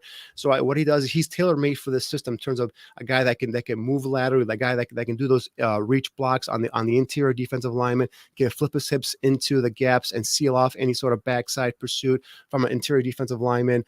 He's a guy that plays to the whistle. He's a competitor. This is a guy that doesn't back down from anybody. So, is he a gifted athlete? He is not. There are times where you see him kind of as he's trying to pull it or move laterally, he gets knocked back a little bit. So he doesn't have that power up front, that point of attack power that a lot of people want. But again, in this system, that wide zone scheme, I keep talking about, you need to see guys that be able to block and maintain their blocks moving laterally. And this is what Lindstrom does, right? And there are times it doesn't look pretty, but it's effective. Okay. You'll see him kind of leaning, bury his head into the defender's chest. But you know what? It doesn't look pretty, but he'll maintain his body in between himself, the defender, and the ball carrier or the quarterback. And you know what? He does a good job in terms of being effective in that regard. So again, a guy might come in only 296. You're gonna have to get him a little stronger there. So he might be a guy that kind of give you some depth as a backup, but potentially down the road, you bulk him up and he could be your starting center. You move the kid from Green Bay over to guard if you needed to fill in one of the guard positions. So it gives you some versatility there as well. So I just went offensive line, defensive line, and obviously the receiver position and then a cornerback. So I just went off my board in terms of my grades, in terms of who was available on while I was sitting on the board and looking at if the grades were even, I was going with with a need. If the grades were so far, there's a big disparity, I was just going with the best player available on the board. So it just fell that way, and I think I guess went ahead and lucked out here in terms of filling a lot of these needs up front. Yeah. Earlier today, Neil and I were a part of the Irish Bears show, and we talked a little bit about the punter position, and with Matt Arizari, and whether Areza, excuse me, whether the Bears should devote a draft pick to this fabulous punter. I mean, he's in that Ray Guy class. Would you agree with that, Neil? That description, that he's in that Ray Guy class, the former Raiders. He's a weapon for sure. Yeah. So I wanted to get Danny's thought on that. I mean, if you were to trade down like Neil did and you acquired a bunch of draft picks and this punter was available in the 5th round, would you dedicate a pick to him? Depends, right? It depends on where you're sitting at. Depends on what have you accomplished so far in terms of your needs. Yeah. Have you fulfilled? Have you gotten? Because I said they got to come out of this draft with at least 2 receivers. Got to come out with at least 1 cornerback, at least 1 or 2 offensive linemen in this draft. So unfortunately, they don't have the luxury to go ahead and just kind of use a pick on a punter here at this point. And in terms of because they only have 6 draft picks. But again, I think I've heard Areza as high as a 4th round. I mean, some teams are actually in love with him, and like Neil said, some teams see him as a weapon. So and there's no way I'm going to use a 4th round pick on a punter at this point, at this stage in terms of right now with this team. So yes, I agree with that. I agree with that. But at the same time, it is a position of need. And when you have a guy who can flip the field, like Neil said earlier on the show, it's something to consider. I want to share with you some of the comments regarding your guys' draft picks. By the way, Chris Gonzalez says that he is here, was only here for Neil. Love you too, Chris. Yeah. Shots for guns. Shots for guns. Tony the Podball says Danny's draft isn't sexy, but it is solid nonetheless. And Scott said, I love it, Danny. It's identical to his draft. Tony gave you a grade of B+. We have so many holes, any picks will do. Laugh out loud. Scott went on to add, I think it's fine by drafting Brown because I fully believe we'll be signing Xavier Rhodes. That's just a hunch on his part. And I think that's a good point because you still have to keep an eye on what's available with free agency when you're making these picks. That's one of those factors that you have to kind of keep in mind. There are still certain position levels that are still have really good free agent players who could potentially be signed if you don't address the need in the draft. So, bringing in a guy like Xavier Rhodes could be helpful for that secondary. Nomad goes on to say, Neil won. I'm saying it first. And Ravi says, Neil's draft was magical. And Jordan agrees. No argument here, Nomad. So any trash talking between the two of you guys, I will let you guys go at it. I just want to know, Neil, who's starting left tackle for you next year? Because they ain't gonna be Willisco. He's a nice developmental prospect, but I mean that's not a guy that's gonna fulfill your need next year. I'm with you. It's a developmental guy, but I'm not fired up about a whole lot of the guys in this draft. And Petit Ferrer wasn't available when I wanted him. Cole Strange was a more versatile player. And again, like we've talked about several times on the show, he can play all 5 positions. I don't think he's your answer at left tackle. Could he possibly play it? Sure. Is he more fit to play inside? Absolutely. Might he be your center for years to come? Possibly. There's a lot of things that you don't know about Cole Strange other than the fact that, he's the type of dude that you want in your franchise. We have to do something about left tackle. I 100% agree with you. I think that, on the surface, what you have right now between Borom and Tevin Jenkins is going to be feasible for the time being. Got to figure it out though. I feel like the way they have it, the way they juxtapositioned it with Borom on left and Tevin Jenkins on the right makes a hell of a lot more sense to me than the other way around. Right? I think you can agree with that. I mean, is Borom the answer? It's not ideal. Yeah, it's not ideal. But in terms of like I think Jordan put on there, Dwayne Brown. That's a guy I've been holding on hope for as well, Jordan. And although it's just talking about there's gonna be another phase of free agency after the draft, and I think that's a guy that I've got my eye on in terms of can we go ahead and bring him in again? He's not what he used to be. I understand that, but he's better than what we have right now. And Dwayne Brown. If you have Dwayne Brown last year, what's that? We played with Jordan Peters last year. Jason Peters. Yeah. Yep. You're right. And yeah. And so I'm saying, like, you bring in Dwayne Brown, a 1 or 2 year stopgap, and you get him met. Well, let's go in the draft. And now you're developing a future left tackle that I can get on board for sure. 100%. But yeah, I mean, in terms of the other players in the draft, like, what's his name? Obviously Pierce and Hall, we both agreed upon. Danny Gray, you're more high on Danny Gray than I am. I do like his explosive speed, the deep speed that he gives you, but I think I'm not as high on him as you are. Cole Strange, I'll pound a table for that kid anytime, any day. The position versatility, the toughness, the attitude he'd bring on the offensive line. I think that kid could be. Coming from lower level competition, I don't want to say he's a plug and play starter, but he definitely could get into the lineup sooner rather than later. So yeah, definitely Cole Strange is a guy. And JT Woods, believe it or not, we just had this whole conversation about safeties. He's the other guy. When I'm watching, I don't like him more than Jalen Petrie. I love Jalen Petrie, but I think Woods is a player though. Yeah, it's a more it's a guy that could be competent back there and give you someone that gives you some of that turnover ability, solid in terms of coming up in terms of run defense. So yeah, I definitely. And I don't know we can make trades, so that's the thing. And John would try to call me. I just hung up on him. I say, I can't make any trades. So I'll take my opportunity to fleece John Elway any chance I possibly can. Thank you. Isn't he dealing with some sort of medical issue? Are you picking on your senior citizens over here? Oh, come on! Don't do the whole shoe on the other side of the table, which is turn thing. Don't do that. I love it. I love when you guys trash talk with one another. That's something that you guys are getting better and better at. Danny missed out on my first mock draft that I really wanted to put up, where I traded away my second, my third, my first round pick for next year for the 18th pick, and I took Matt Ariza. That to me was the pinnacle of. I just like get Danny's blood boiling about that. I mean, if that actually happened, I'd freaking lose my mind. Oh. Hey guys, any final thoughts before we pull the plug on this really, really fun and informative draft on tap? Danny, I'll start with you on final thoughts. No, I'm just curious to see, again, the Robert Quinn, is that going to be a trade that's going to happen? It's going to go down. I know that there were reports say that Bears have said that they're not looking to trade Robert Quinn. So we're curious to see if that actually, plays out, because it doesn't make sense if you are going to keep him, coming off of a season in which his stockpile his value wouldn't be higher than you could possibly get it right now. So we'll see what happens there. Could that be a position or possibility where you package Quinn with one of your second round picks to move into the bottom half of the first round to get a player that's falling, maybe a Devontae Wyatt or something like that? Things like that you kind of think about, right? So there's always crazy things could happen.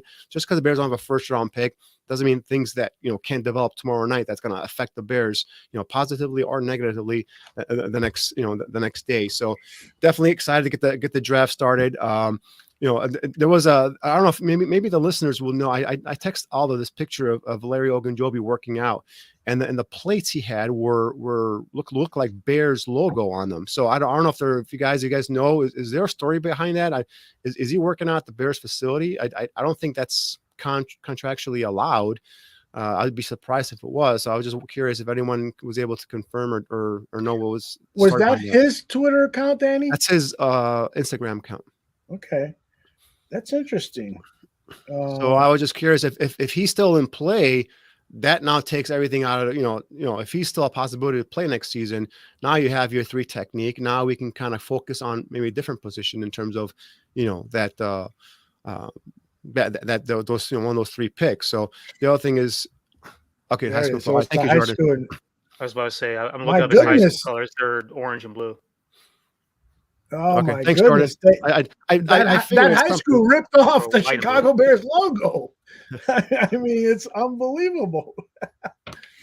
So that's the thing. I'm man. keeping an eye on. See what happens. What kind of trades transpire. See how everything goes. But I've heard stuff that Nakobe Dean there's a medical red flag on him. He could drop into the second round. So it could be a player that we did not expect to be there. It could be available there for the Bears in the second round. Not that I would go linebacker necessarily unless I feel that defensive lineman and offensive line positions first. But just a curious name that could drop into the second round. So there you go. Neil, any final thoughts? Actually, you know what? Before we get to that, I have, I think it was Cox that told me that the video of Byron Pringle was released, and I have it here. Let me see if I can load it and share it. I have not seen this, so if there's bad language or anything like that, I apologize, but here it is. I'm going to put it up on the screen here. Are you going to load up like a cartoon or a parody video or exactly like a Dumb and Dumber or Starsky and Hutch or something? I swear to God. Let me take it back here and see if there's audio with this. Yeah.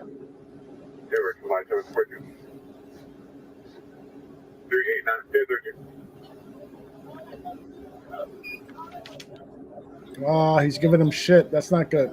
Yeah, I don't like that. Can't hear what he's saying.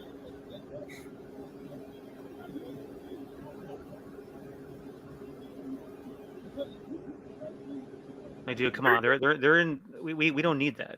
There's no room for that.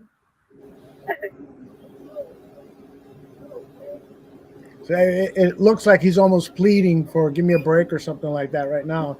The sheriff is trying to calm him down. And again, we don't know all the facts here. What's been reported. Yeah, sheriff is playing some salsa music. Yeah, baby. Let me kill the audio on this while we watch the rest of the video. Oops, wrong way. Oh, that's him in the car. But nonetheless, I don't even know why I'm sharing this, but it could have an impact on the draft. Like Danny was saying, the Bears need to come out with 2 wide receivers. I wasn't in total agreement, but after watching this video, maybe you need to really focus on this. Now, Poles did say that he had a man-to-man talk with Pringle, and he was satisfied about the whole thing. He wasn't happy about it, and he told Pringle, but he feels like this is not a big deal. So, you guys have any thoughts on that before Neil shares his final thoughts? Well, I mean, it just doesn't look good for him, right? So, if the reports initially were he was doing donuts in the parking lot with his kid in the back seat or something like that, and now he looks like he's giving a cop's attitude, not resisting arrest, but he's obviously not being cooperative 100% now. And then when they're trying to put that seatbelt on him, he was smiling, and so it's like, I don't know. It's just it's a shame. I just think it's a negative approach. I mean, Ryan Poles really doesn't need this, right? Between the Larry Ogunjobi contract fiasco, this contract thing right now, it's off to a rocky start for Ryan Poles. So obviously he says he knows the kid and he's going to go to bat for him. So I'm assuming he's telling the truth. I think Pringle stays on the roster, and I think at least competes through training camp. But even with Pringle on the roster, I still, although I'm adamant that you got to come out of this draft with at least 2 receivers. At least 2 receivers to complement what you got currently in that room, which is Donald Mooney and maybe Pringle and St. Brown, Equinix St. Brown. But I know they signed David Moore, but I mean, I don't think he's going to be someone that's going to be relied upon a lot. So hopefully he's not. But we'll see how it goes here. But definitely didn't need that right now, the publicity, and definitely need to attack that position in the draft. Yeah, I feel the same way. The thing about it is that when Poles in that press conference a couple of days ago says, yeah, this is completely not indicative of his character, he spent a lot of time with the kid, and apparently he's gotten to know the kid pretty well. Mm-hmm. I'm going to trust Poles' judgment on that, but at the same time, the optics of it kind of suck. It doesn't look good. Yeah, right? it doesn't. So you would like our guys to act with a little bit more character than that, and if ultimately the whole reason behind the donuts was just like to impress his little buddy in the back seat, and I mean, I'm going to be honest. Like my dad, when we were in parking lots when we were kids, like he'd like speed race across a parking lot just so I can get my wee-wees, right? Dads do that kind of shit, right? Yeah, You know? Exactly. I've been in the My car dad as could a have easily kid. pulled over for reckless driving in a parking lot when I was a kid too. He's not a bad person, right? You know what I mean? Yeah. So, My mom did it. right. Whose parents didn't try to, let the Have kids fun with have their some kid, fun in the right? car when they're little. Exactly. So, yeah, do the optics suck? 100%. It is a big deal. Ultimately, no, I don't think. If he tried anything more than just giving the cops some lip, that'd be, who knows what could have happened. Any time that you don't just cooperate with the law enforcement and just you know take your time in court, it ends up bad. Yeah. I've been in situations where I was just 100%, 10-2, like scared shitless out of my mind. Didn't want to rock the boat whatsoever, and didn't have any issues. But I mean, you just hope that all this comes away, clean. That nothing gets put on his record. That there are no charges or anything like that. Which I don't think there's going to be. He's probably just got a ticket. It's probably what's going to be anyways. It was just Right. a ticket. Like, just take your ticket, dude. You're making all this money. Just pay your couple $100. Mhm. Yeah, I agree with the majority of the sentiment in the chat room. This is not a big deal. Greg Gabriel said the same thing. This is not a big deal. People should not be making a big deal. And I'm sure Greg feels the same way, even after probably watching that videotape. So I did want to share it because it was breaking news. Let's get on to final thoughts. Neil, you're on board. Yeah. Well, I mean, just piggybacking off the back end of that. I mean, what kind of mediascape we're in these days, where everything is hyperbolic and everything's blown out of proportion and everything's made a big deal out of, and TMC sucks and all those types of things. It's not going to be a big deal. Hopefully, going forward, I know it looks bad on polls, and to a certain extent, but ultimately, I feel like polls is extremely authentic and transparent when he's at the mic, which is far more than I can say than the last crew that we had up there in front of mics in the past few years. Mm-hmm. And I really don't feel like he's up there trying to bullshit us out of the reality of things. And when he says this is completely not indicative of the kid's character, is not reflective on who the kid is as a person, then I think you just have to take him at his word. And a lot of things we're just having to take polls at his word at right now because he's been our GM for 5.5 minutes. And I think, speaking to that fact, I think we got to stop getting on his case so much as a fan base. And I know that, we as fans, we tend to get up in arms if the perfect situations don't happen and timely like we want them to, and all those different types of things. But man, like, the other thing about it is like I've said before on this show, he's walking into a situation where there's nothing in the cupboard, where everything's just been chaotic, Mm-hmm. and he's trying to pick up the pieces and put Humpty Dumpty back together again, right? So let's be patient and let's just let things play through. Let's applaud the gains. Let's applaud the wins, however small or big they may be, right? And I mean, honestly, Fridays, I think, going to be a really awesome, fun day for us. I think it's going to be the first time in a long time where draft weekend we're not going to feel like we've been beaten down with a 2x4, a la Tommy Boy style, right? Across the face. And Sir, the one thing Marsh? that Poles did say in his press conference yesterday was that he is open to trade, hoping to trade down. So that tells me he's already talked to teams. He's got a scenario in place where a team A has their player come down to either 39 or 48. They're willing to. They already come to an agreement with the Bears. Remember, the Bears had a deal. I believe it was the morning of the draft or the night before the draft with the Giants for that pick if Justin Fields was available. So these things are going on in the background. I get just the way he was talking yesterday. He's making a trade and he's going to recoup some draft picks. So I don't know if it's 39 or 48. I think again we're just going to see how that board is stacked and who they have at 39 that they could possibly think and get at 48. So, and then we'll see how that goes. But I think that there's going to be a trade down, and I think he is going to look to recoup some draft capital and make some more moves. Well, I think if there's anything that we know for certain is that Poles is extremely detail oriented, and so I think he has contingency plans, and he has plans, and he has scenarios. He probably has an entire notebook full of things that could possibly happen, go wrong, go well, in his favor, against his favor, plan B, C's, D's, and Z's. And any good GM is going to have that particular type of board set up to where they know exactly where their next move is going to be. Like when the Ogunjobi thing happened, he went straight to Justin Jones. It was 3.8 seconds later he went to Justin Jones, right? Like he had his contingency plan in place, ready to go just in case, which tells me that he did his homework on Ogunjobi. He knew there could have possibly been a problem. He had something else ready to go, and the minute that Ogunjobi fell through, boom, assign this guy, and we got a 3 technique. So I feel good about Poles going into this. I feel like he's done his homework. I feel like he's got his preparation in. I feel like tomorrow is going to be a fun day in the Bears draft room, where they're just going to watch everybody fall off the board, and they're going to cross names off, and they're going to cross off plans, and they're going to adjust their plans, and they're going to make more contingencies. And everything to me feels like it's like the wheels are turning. It's not a rocky road like it has been the past couple of years. The wheels are turning. We're on a smooth, freshly paved street. I feel good about Friday. And again, like I said, tomorrow's sort of like Christmas Eve to me. Even though the draft starts tomorrow, tomorrow's more like Christmas Eve to me, because I'm going to be sitting there antsy all day, wishing we had a pick to get excited about. But then, obviously turning around, we're not going to have one until probably approximately 8:15 on Friday night. But but with each pick that goes by in the first round, if it's a quarterback or another or a running back, maybe one or two, we'll be applauding that pick. Yeah. You get happy if it's Steelers. You get happy if it's a tight end. You get happy if it's anything other than what we're absolutely looking for in round 2.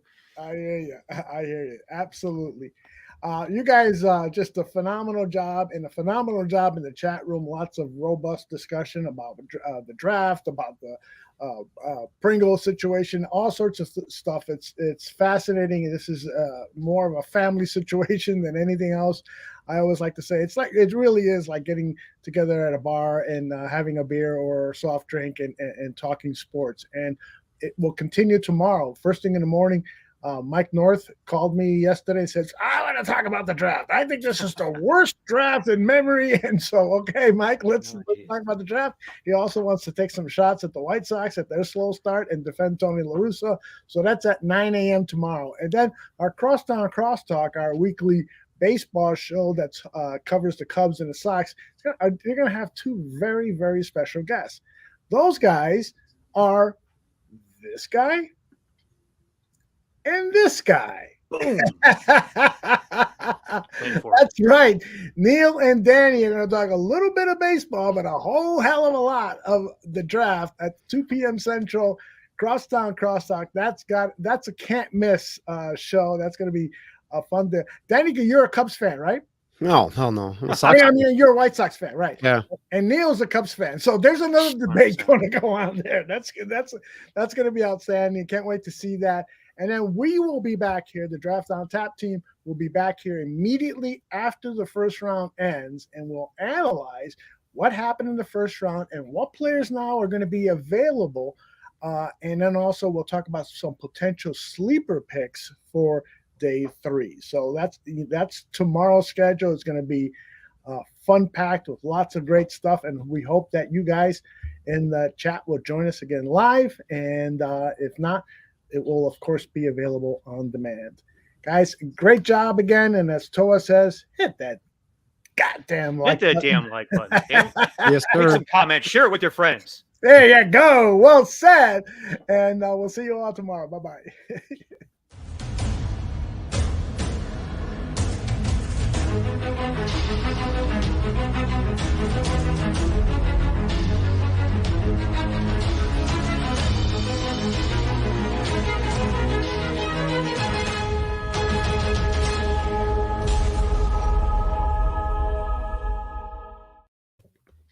Hey, you guys want to do a post game show? We're still live. I forgot to hit the right button.